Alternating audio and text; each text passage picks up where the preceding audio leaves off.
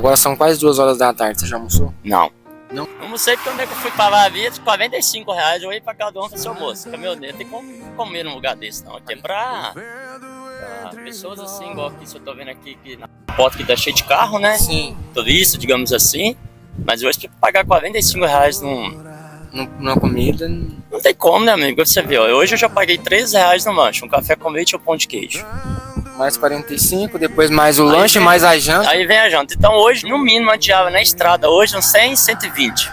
Por dia você gasta. Isso é sem vício, né? Isso não for só de comida. Então essa é a vida, a realidade do caminhoneiro. É a realidade que as pessoas não contam direitinho, né? Porque hoje você tem que ter uma cozinha. Sim. E ainda mesmo assim também, dependendo da situação, não tá muito viável, não.